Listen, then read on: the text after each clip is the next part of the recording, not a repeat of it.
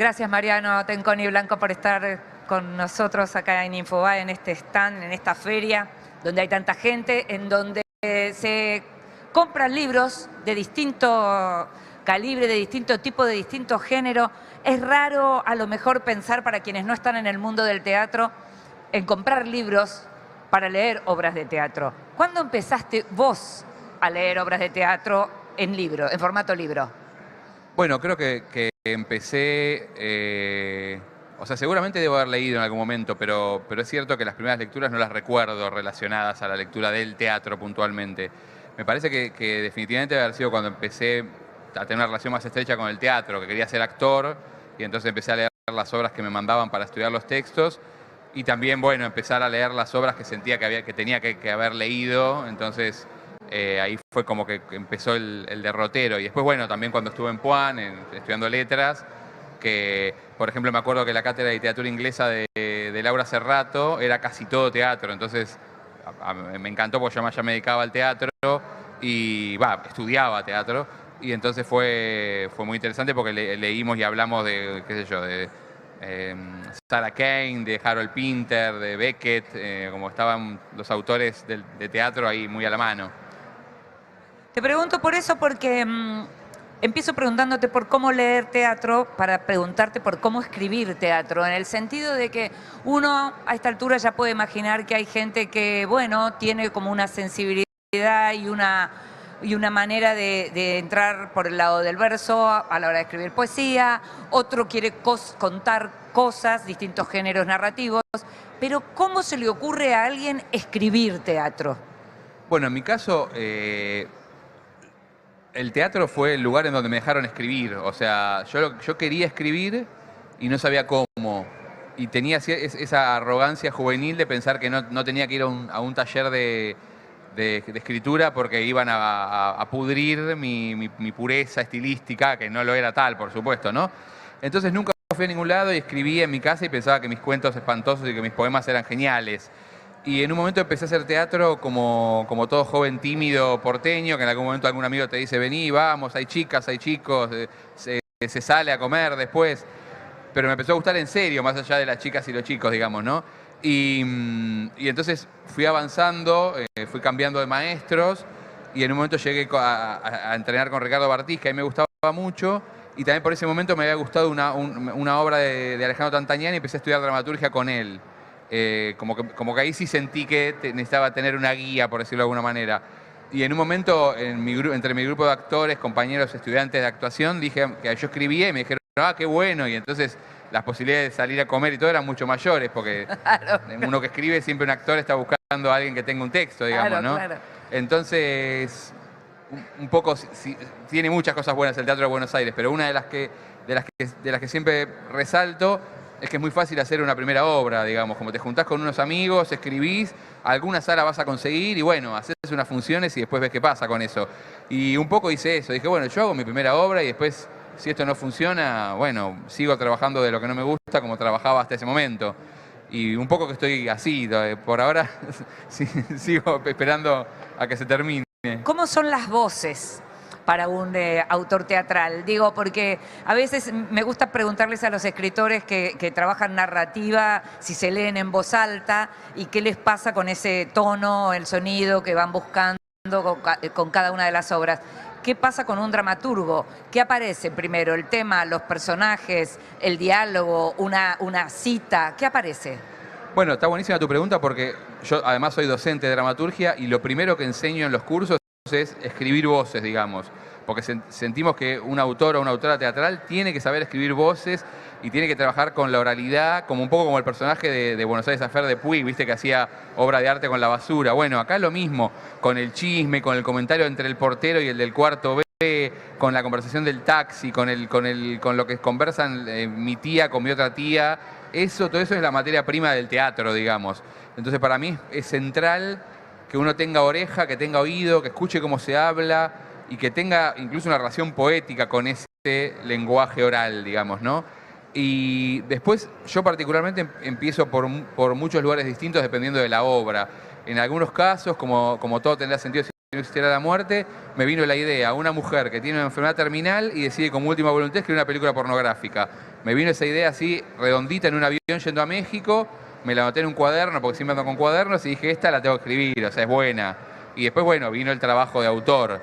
Pero en otros casos, no. Por ejemplo, en La vida extraordinaria, que cuenta la vida de dos amigas, fue más el afán de investigar las diferentes formas de escritura. Dije, a ver, ¿cómo pueden entrar las diferentes formas de escritura en una obra de teatro?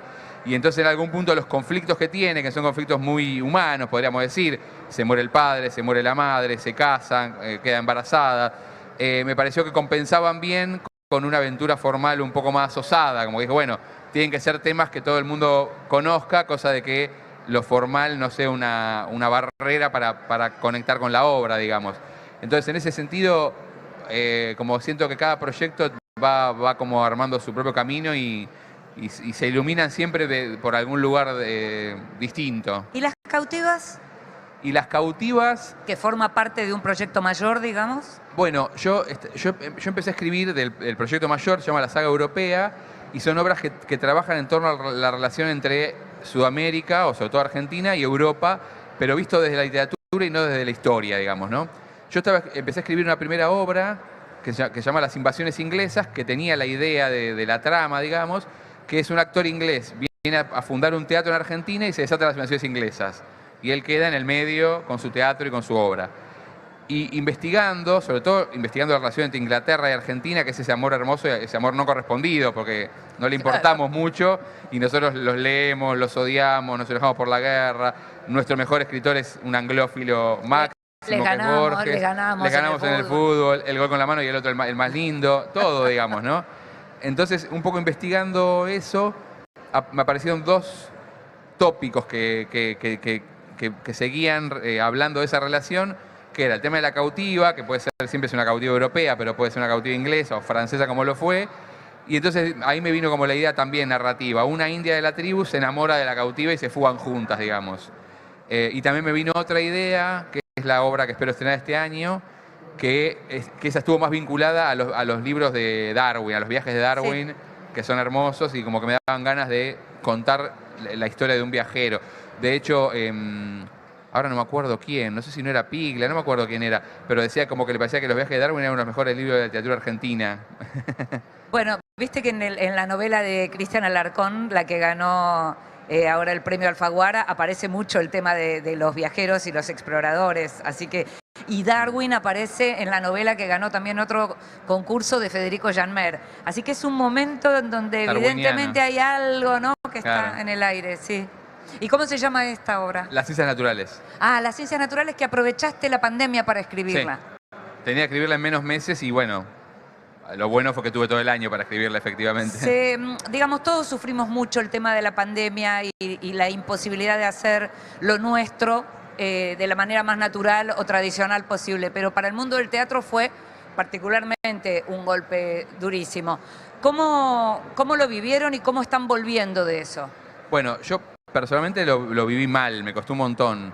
O sea, el 2020 me lo pasé enojado, veía a la gente en la televisión y nosotros no podíamos trabajar y le gritaba a la televisión como un loco. Pero creo que fue mejor, porque cuando empezaron a abrir los teatros parcialmente, como que me puse triste y fue más difícil todavía. Viste que a veces el enojo te mantiene como un poco fuerte, sí, y me golpeó más como la apertura parcial que tuvimos, que además era con cierre, entonces era todo un miedo. Todo protocolizado, pero que nunca alcanza. Total, digamos. sí, era el 35%, después el 50% con barbijo. Por suerte fue, digo, ahora que estamos todos, o creo que la gran mayoría vacunados, y entonces estamos más tranquilos. Está muy bien la cosa. Bueno, de hecho, desde que abrimos, porque nosotros con La Vida Extraordinaria fuimos de los primeros que volvimos. Sí, recuerdo. En enero del 21 estábamos haciendo funciones y paramos solamente cuando hubo que volver a cerrar, pero después volvimos siempre. Y bueno, fue muy buena la respuesta del público porque quedó en claro que todas las buenas intenciones que tuvimos, mostrar videos, de filmar en casa, etcétera, etcétera, nada, el teatro se hace con los actores ahí, con la gente ahí, es algo hermoso, ritualístico que sucede con la gente en vivo. Y siento que también, dos cosas, creo que el parate nos hizo valorarlo mucho más, valorar el teatro que tenemos, y también desde mi lugar de artista valoro enormemente el público de teatro que tenemos. El otro día estaba hablando porque en Brasil, en Sao Paulo, quieren hacer algunas de mis obras y me dijeron, bueno, igual sería una temporada corta porque acá en Sao Paulo no hay tanta gente que vaya al teatro como en Buenos Aires. Entonces, Sao Paulo, ¿cuánta gente vive? Debe vivir como, no sé, la mitad de la población que toda Argentina. Pero bueno, es verdad, no va tanta gente como en Buenos Aires. Ahora, estás hablando de nuevo, estamos hablando del tema del lenguaje y hablábamos del lenguaje argentino, de la literatura argentina que aparece en tu dramaturgia y recordaba que La vida extraordinaria se montó en Rumania. Sí. Y hablamos de literatura argentina, lengua argentina, Manuel Puig sobrevolando, el melodrama y demás. ¿Los rumanos y los argentinos tienen mucho en común como para que haya podido interpretarse y entenderse así? La verdad no tengo idea. O sea, la historia de esta obra es genial porque me escribió una directora rumana diciéndome, yo no doy los derechos de mis obras cuando no las dirijo yo, porque lo hice solo una vez y vi como que estaba fuera de la fiesta. Entonces dije, bueno, no tiene sentido, prefiero dirigirlas yo, que yo cuando me muera, si les interesa las dirigirán otros, pero por ahora prefiero dirigirlas yo. Y me escribió esta directora y me dice, mira, presenté La vida extraordinaria en el Teatro Nacional de Bucarest y me la programaron. Y dije, soy un garca si le digo que no, como pensé. Y le dije, bueno, está bien, solo para Rumania, porque dije, total, yo en Rumania no la voy a ir a hacer la obra. Y ella me contó la historia que fue que tiene un amigo que vive en Inglaterra, que trabaja en un teatro, que lee los materiales que van llegando y obviamente casi nunca se montan, porque los ingleses montan su teatro, que es muy bueno también, ¿no? Y el amigo de ella le dijo, mira, llegó este libro y yo leí esta obra porque se tradujo al inglés, La vida extraordinaria. Y me parece buenísima, tenés que leerla. Y se la pasó, ella la leyó y le encantó y la presentó y se la aprobaron. Y yo no sé qué entenderán los rumanos. Digo, yo sé que ella pone tango, por ejemplo, como que lo deben ver como una noche argentina. Si es que saben mucho más que el tango, digamos, ¿no? De nosotros. Claro. Pero bueno, sí, algunas, digo, Fierro y Cruz se les debe escapar, seguramente. Claro. Claro, ahora vos dijiste al pasar se tradujo al inglés La vida extraordinaria. ¿Qué quiere decir que se tradujo al inglés La vida extraordinaria? No, fue traducida al inglés por un concurso que gané, que implicaba una traducción con una editorial que se llama Oberon Books y que éramos varias obras que habíamos ganado ese concurso. Y bueno, me tocó una traductora muy buena además que se llama Catherine Boyle.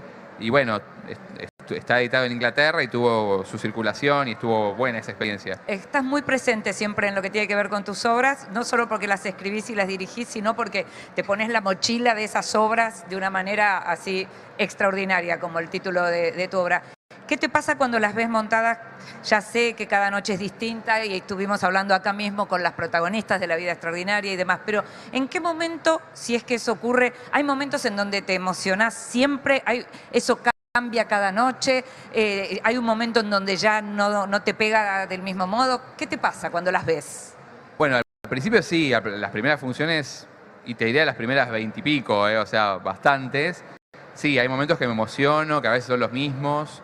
Por ejemplo, cuando Lore habla en el momento de la madre, que está la madre que está como cuidando a la madre, porque yo no soy directamente autobiográfico con lo que escribo, pero por supuesto lo que viví me atraviesa mucho y a mí me crió mi abuela junto a mis padres, pero bueno, mi abuela estaba mucho en mi casa, a veces mucho más que ellos, y tuvo una enfermedad fea y la tuvimos que cuidar bastante, entonces me aparece, por más que no piense y por más que es un texto de ficción y el personaje es distinto a mí y todo, me toca en esa fibra íntima. Creo que si lo hubiera visto escrito por otra persona también me hubiera tocado de esa manera. Entonces en ese momento me conmuevo mucho. O bueno, también cuando muere el padre de Vale me conmuevo mucho y mi papá no se murió, pero también me conmuevo. Pero sí es cierto que, bueno, que dura unas funciones, porque digo, si vas a la función 110 a llorar con tu obra, creo que sería tener el ego muy grande también, ¿no? En algún momento te vas anestesiando. A veces capaz que la dejo de ver y cuando la vuelvo a ver me golpea, o capaz que si tengo un día particularmente sensible, también puede ser que me vuelva a golpear, eso sí. ¿Con Las cautivas? Con Las cautivas también me movilizaba bastante respecto del tema amoroso, digamos, ¿no? Sí. Eso me aparecía, pensaba en mi novia, digamos, que no es ni una india ni una francesa, es una actriz argentina, pero bueno, eso, pienso en ella y también me conmuevo bastante. Eso, también dependiendo de los días, a veces puede volver, digamos. Tenemos un libro nuevo en donde aparecen estas obras de teatro. ¿Es el primero? En verdad es el primero lanzado por una editorial directamente porque hubo... No, sí, o sea, es el primero mío solo lanzado por una editorial, porque tuve libros míos solos lanzados más que nada por el Instituto Nacional de Teatro. Claro. Y después estuve en algunas antologías, digamos. Pero mío solo de obras es el primero, sí. ¿Y qué se siente cuando se ve la palabra acá y ya no en la computadora o dicha por otros?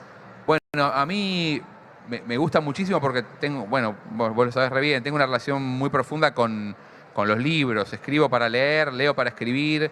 Me gusta escribir arriba de los libros, las ideas me aparecen leyendo, y por otro lado nunca leo tan bien como cuando estoy escribiendo. Como que yo siempre hago la analogía que es como si yo te digo, bueno, a ver, revisá este lugar, lo vas a mirar, bueno, está acá, están las luces, acá están los micrófonos, pero si yo te digo, revisá lo que hay un tesoro escondido, hay un lingote de oro, vas a levantar las carpetas del piso, vas a desarmar todo. Y yo cuando estoy leyendo para escribir, estoy leyendo buscando mi tesoro, que es lo que tengo que contar o cómo lo quiero contar. Entonces leo con una energía que después me pasa que cuando estoy escribiendo digo, bueno, estoy cansado, viste, como ojalá termine rápido este texto, pues quiero leer, no sé, quiero leer una novela policial o quiero ver una serie, quiero hacer tal cosa, y cuando termina todo eso que quería hacer no me interesaba tanto y como que rápidamente me estoy aburriendo y estoy pensando, bueno, vamos a volver a escribir otra vez porque si no me falta como ese vínculo, digamos. Mariano, viene alguien y te dice, yo quiero escribir teatro, porque a mí me gusta el teatro, desde siempre voy al teatro y me doy cuenta que lo que me gustaría es ver alguna vez una obra mía, pensada por mí, escrita por mí, montada. ¿Qué es lo primero que tiene que hacer alguien que quiere escribir teatro? Leer mucho. Es raro porque quizás debería decir ver teatro, pero No, yo claro. pienso que leer. Porque sí, digo... Todos los géneros, no solo teatro. Todos los géneros, total. Yo, ojo, también hago sindicalismo y cuando quiero defendernos a los autores de teatro digo, el mejor de la historia era un autor de teatro, que es Shakespeare, y era un actor además. O sea, encima puedo hacer sindicalismo con mis compañeros y compañeras actrices. Era poeta también. Y era poeta también, claro. Sí. Pero bueno, era actor y dicen que muy bueno. Entonces, y no sé cuántas cosas mejores han escrito que él. Pero sí, yo leo todos los géneros y porque también confío, y eso es una búsqueda personal, digo, no tiene por qué estar de acuerdo los demás, pero yo encuentro que en las otras formas de escritura hay como la posibilidad de expandir el teatro. Como que siento que nos da nuevas energías, de pronto no solo, que también está bueno, digo, la situación, dos personas dialogando en una habitación, que el tiempo que transcurre en la obra sea el tiempo real, digamos, o sea, la obra dura 1 hora y es 1 hora con esos personajes. Bueno, ese modelo más tradicional está buenísimo, pero también se puede trascender muchísimo ese modelo incorporando otras escrituras, incorporando monólogos o cartas o canciones, digo, que no estoy inventando nada, por supuesto, ¿no? También el abuelo del teatro es la Ilíada y la Odisea, que también son cúspides de la literatura universal. Entonces, en ese punto yo siento que somos la literatura y que en la literatura podemos encontrar nuevas formas, incluso en la ensayística, como, bueno, eso, siento que con la literatura nos podemos seguir reconstituyendo porque también en un momento estaba bastante de moda entre los teatreros porteños, sobre todo los varones, creo, o sea, melancolía tanguera, decir que el teatro está muerto, ¿no? El teatro está muerto, ya no va más, qué sé yo. Y yo quizás tengo una alegría un poco juvenil, más allá que ya no tengo edad para eso, pero yo pienso que no, que siempre está vivo y sobre todo en Buenos Aires. Digo, si viajás un poco te das cuenta que lo que pasa acá con el teatro, yo creo que es la capital del teatro en idioma castellano sin ninguna duda. ¿Podrías escribir sin ese, y con esto cerramos, con ese humor que aparece incluso en textos muy dramáticos, pero hay siempre como un resto de humor y de ironía? ¿Te imaginas sin eso? Creo que no, y eso también lo agradezco mucho a la tradición teatral de Buenos Aires, porque en algún punto, por lo menos el teatro que me gusta a mí, estamos marcados por la figura de Ricardo Bartiz y por la figura del paracultural y de Alejandro de la Pilleta, y siempre fueron textos muy profundos, con mucha carga política, muy relacionados con la cultura libresca, digamos, con la literatura, pero nunca se tomaban tan en serio ellos. No solemnes. Totalmente, para nada la solemnidad, siempre fue como una mala palabra entre los lugares en donde yo me formé. Incluso, bueno, podríamos ir más allá, a Coppi mismo, digamos, ¿no? Claro. Entonces, siento que tengo como ese, no sé, como ese bautismo de fuego de huir siempre de la solemnidad y sin dejar de ser profundo, sin dejar de tratar temas que me conmueven, como el amor o como que muera un ser querido. pero tengo como, bueno, como muy metido adentro la necesidad de tener como un antídoto contra la solemnidad y reírme un poco de eso por más que sea en serio. Gracias, Mariano. Muchas gracias a vos. Muchas gracias. Gracias.